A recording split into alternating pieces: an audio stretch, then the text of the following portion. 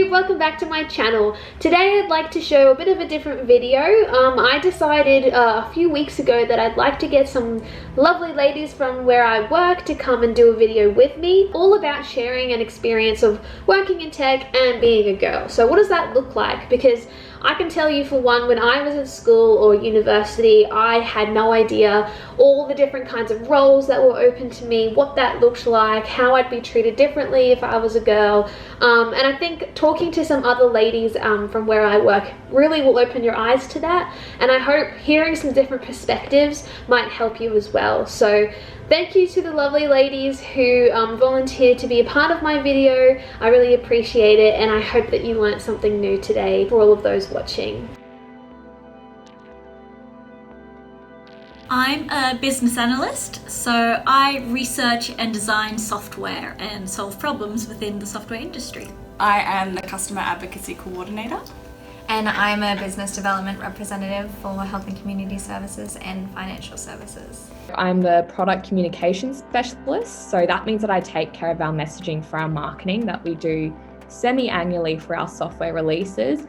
And I also ensure that all the communications and messaging that we have for each of our 14 products is consistent and up to date. Okay, so my role is I'm the product owner for a piece of software that's for information management. So I'm an enterprise architect at the moment. Now, what we call that here is a little bit different to what the industry calls it. In the industry, it's all about like organizational transformation and things. But here at Tech One, it's really about providing technical leadership at the whole enterprise level. So making sure that all the other developers in all of the product teams have a technical leader that they can look to for guidance, and to make sure that everyone's doing the right sorts of things in the right ways and not reinventing the wheel and stepping on each other's toes.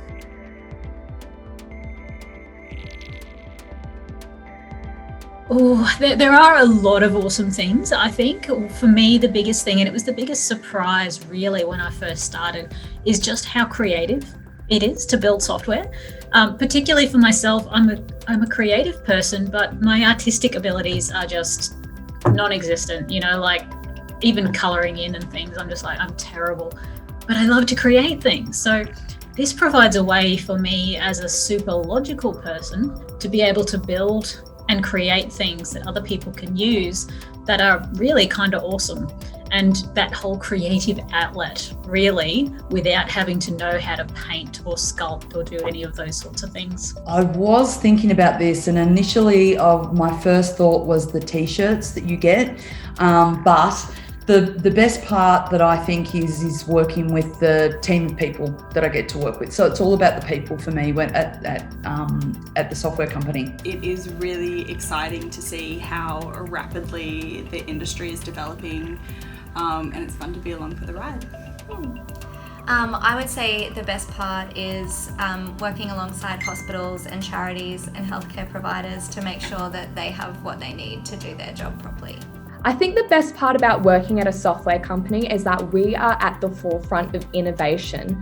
So we're enabling big businesses to do their work far more efficiently by using our software, and I think that's pretty cool. So that's my favorite part about working in software.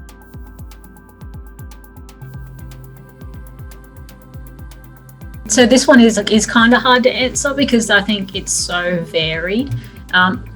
Challenging wise, I think my biggest issue is my own self-confidence. Sticking to my guns with ideas, especially because, you know, again, creative place, and you have a lot of people all coming together trying to put their ideas together and to build something amazing. I find a real big challenge for me is making sure that my voice gets heard in those discussions. I'm a fairly introverted type person, you know, fairly quiet, and I don't like to be really dominant in a discussion. And I find, especially with men, you know, like, because it's how they are, they do tend to be more dominant in discussions. I found for me, it's really trying to overcome that desire to sit back and let other people do the talking, and then finding that, you know, my ideas get left by the wayside because they were great ideas, but I didn't talk about them properly. I think for me, it's the biggest thing, other than just being really conscious of just going, hey guys, I'm here, I've got this idea. It was letting some, I guess you might call them allies, some other people that might be in those discussions, maybe talking to them separately beforehand even, and just let them know that you've got some ideas, but maybe you're just not feeling confident enough to speak up. And then what they can then do is to help guide you into the discussion. Like so Nikki, what do you think? Or you had some great ideas about this, what are your thoughts? Just to create that little bit of a shoe-in for you so that you don't have to break into the discussion yourself. Somebody's inviting you in. There's probably been a few challenges, but one that stands out is that I initially thought that as a product owner that I needed to be one step ahead of the customers, and I found that really challenging to make sure that I was there ready for them when they came. And then I realised that it's not about, to change my perspective, I guess, and it's not about being one step ahead. It's actually walking with them and making sure that you're keeping pace with them at all points in time. That's actually hard enough, let alone to think that I needed to be one step ahead. So that's probably having a look at a challenge, then taking it, I guess, a different perspective on it. One of the biggest challenges that I've faced working in a software company is getting senior people in other organizations to take me seriously. And the way that I've dealt with that is coming as prepared as I can be to any meetings and proving that I know what I'm talking about.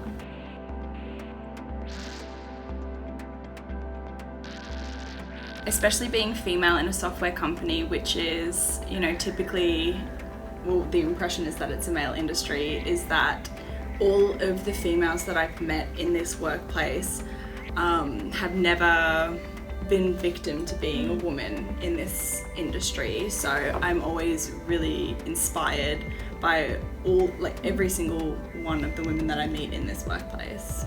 I think I've noticed that when I have an idea I'm bringing to the table, I usually have to have a really strong, compelling argument backed with a lot of research as to why it should be enforced to get buy-in from people.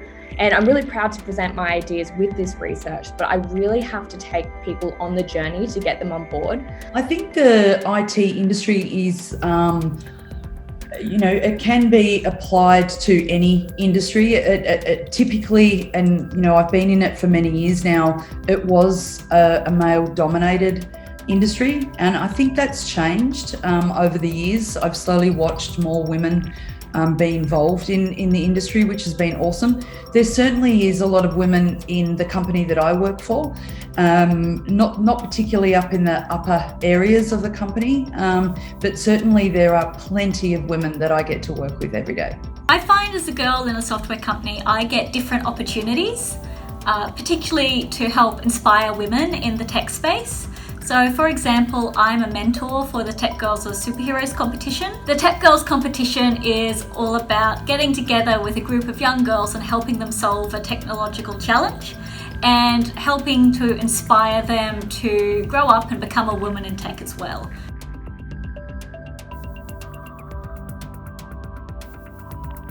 I wish people knew how fun it could be.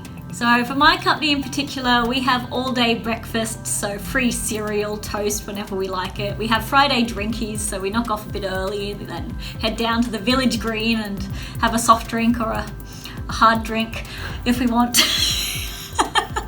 To let go of the stereotypes. So what I wish people knew was the fact that we aren't all, developers sitting in a dark room with pizza getting shoved under the door once a day and, a bunch of men with no hygiene habits and that sort of thing. We are such a varied group of people. The product team that I work in, we're around about half women. And so I really, really wish people would actually see that tech isn't just your Mark Zuckerbergs and your Jeff Bezos type people all sitting around and, talking about what's next. It's all a bunch of really, really important lower level people as well, made up of women, men, people of other specifications, huge diversity of people from all different types of backgrounds. And yeah, we're all creative and all generally really, really passionate about what we do. So let go of the stereotypes when you talk about tech, because it's just not like that at all. You don't have to, just like me, you don't need to know how to build software. My specialty is understanding people and watching and understanding the business processes that they might go through each day. There are people that I get to work with around me that know how to build software, and I certainly need to lean on them. Sometimes they do speak a language, it sounds like English, but I've got no idea what they're talking about. But they'll certainly come to me and say, why do people do this? And I think at the heart of any software product is people. I wish people realised that it's not just coding on computers all day. I don't know anything about coding. You can still have a job where you are engaging with customers and helping people, even if you work in IT. Yeah, absolutely. I think, the skills that we've developed before coming into this industry are so transferable to all the different parts of the business.